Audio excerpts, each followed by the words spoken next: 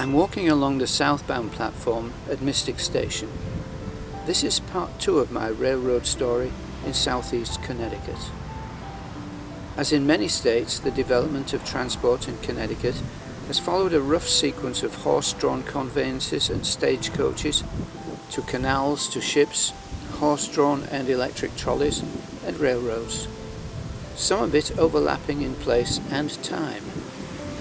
There is no way or time that I can cover all these aspects, but I do have one interesting aspect of transportation transition to share with you.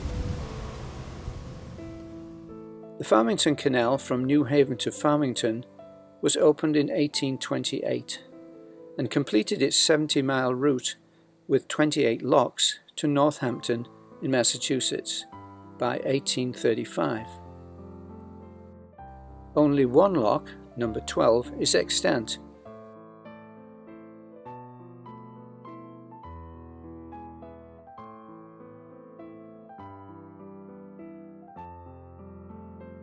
Though the location of number 13 is visible. It was not successful financially, and in 1848 the rail companies bought the canal rights of way and used the towpaths for their rail beds, portions of which were in use until the 1980s. There are examples of tunnels through which the canal passed, and a very interesting section where the railroad had been established alongside the canal and under a trolley line. This line was supported between stone abutments and a central stone pillar. The abutments and pillar are extant,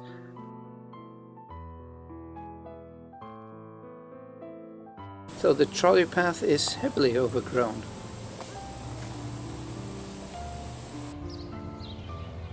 This next section of my rail story backtracks a little to look at some of the Groton to Stonington Street Railway, known as the G&S. It was an interurban electric trolley line that ran from Groton, Noank and Mystic to Westerly, Rhode Island. It opened from Groton to Mystic in December 1904 and finally to Westerly in May 1905. I think this lady is still waiting for the trolley. Headquarters of the line was in Mystic, where the powerhouse, seen here in 1905, still stands, with condominiums atop, in 2020. It generated alternating current, AC, and was connected to what is now Noank Foundry, where the power was converted from AC to DC, direct current, for the trolleys. The reason for location of the powerhouse was that it was located halfway between Groton and Stonington, and hence the current had to go at most only half of the distance of the system in either direction. In Mystic, the track ran through the town across the 1920s Mystic River Bridge, and in a recent year when Mystic West Main Street was being dug up, the ends of the old trolley tracks buried under new paving material were evident. Further towards the Bascule Bridge, one can see again a buried section of track in the cracked paving material. The trolleys passed along Main Street across the river bridge, through Noank towards Groton, until 1928. There was a spur line built in 1911 from the corner near the Mystic Congregational Church in the 1920s. It ran around the statue, and you can see the tracks along the side of the church along Broadway Avenue. And this ran to Old Mystic. We will explore its path to Groton later.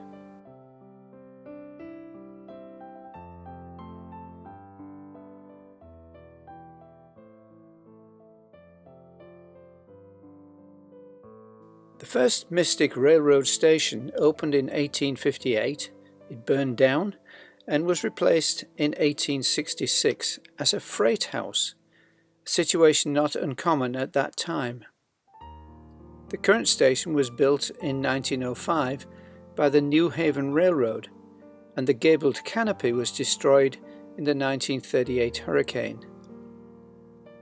In 1969, Amtrak took over passenger operations, though with no passenger facilities. Local Mystic residents took over the renovation of the station, finishing it in 1978. In 1986, a wooden shelter was built for the northbound passengers. In 2016, the current coffee shop and waiting area on the southbound track were opened.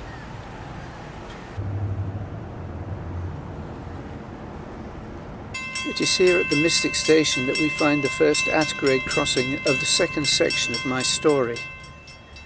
And here comes the northbound Acela high-speed train.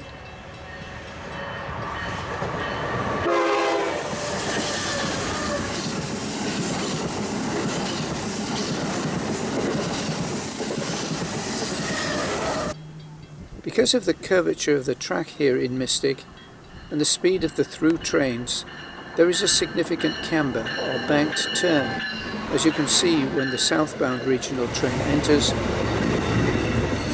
and leaves.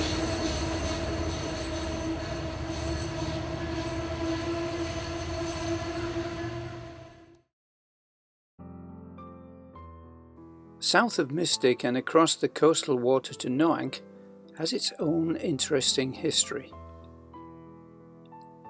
As the railroad was being developed and considerable effort was being made to deal with the task of running the tracks along the coast, two railroad companies were merged and chartered to build the most feasible and best route to cross the Mystic River and to reach the Mystic station. This would then complete the rail tracks from New London to Providence.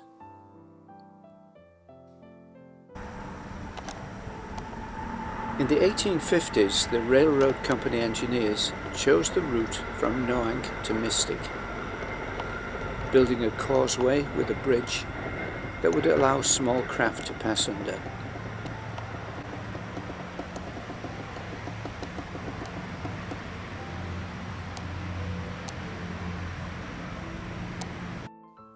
The track would then cross Sixpenny Island, more causeway with a tiny bridge,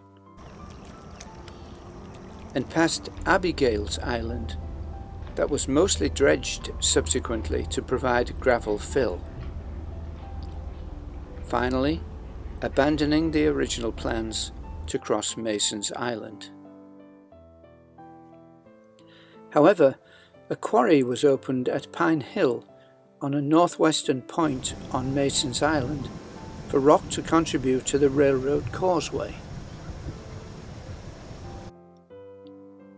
And then, where the tracks approach Mystic, a wooden bridge was built over the Mystic River. Trains were run very slowly over this wooden bridge to the station.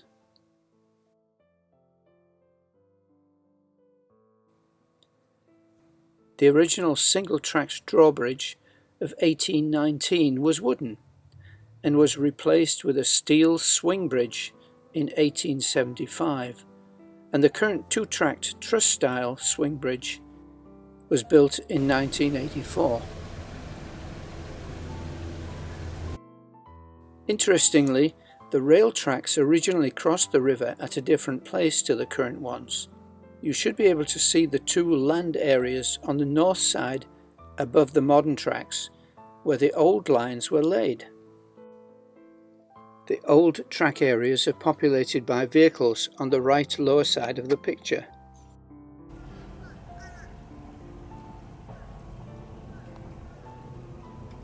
And on the other side of the bridge are the remains of the spurs from the original tracks.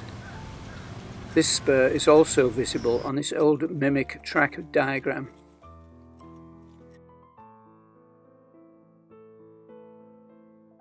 The two tracks running over the bridge are owned by Amtrak, are part of its Northeast Corridor route, and are used to operate its Northeastern Regional and Acela Express services.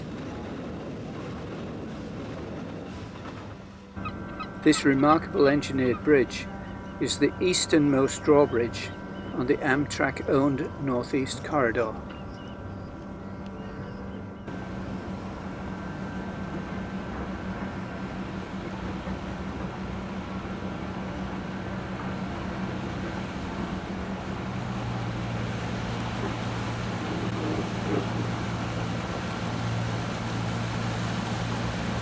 This shows the complexity of the rail alignment guides on the movable span.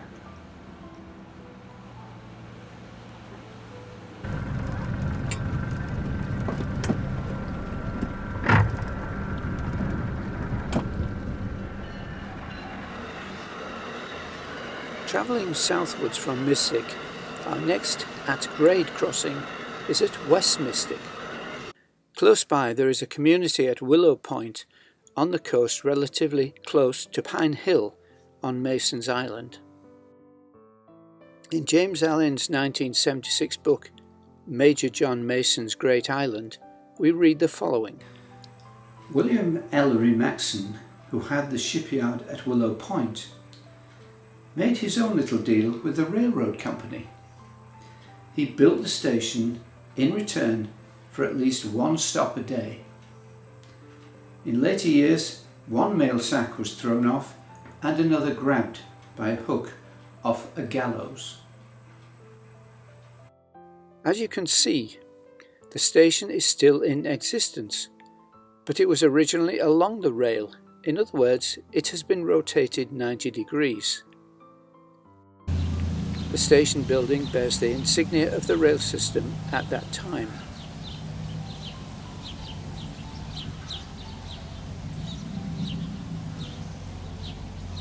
Not far away, again moving south, we find the existence of the original station at Noank, with the same railroad insignia as West Mystic.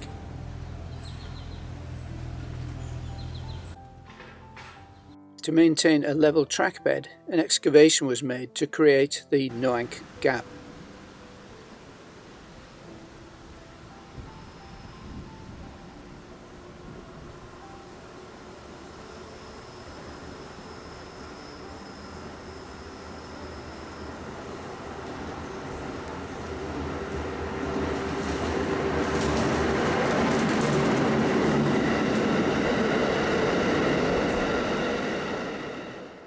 Once passed through Noank, we again find the existence of another example of a trolley line, the Groton and Stonington trolley line, crossing a railroad near Pequannock.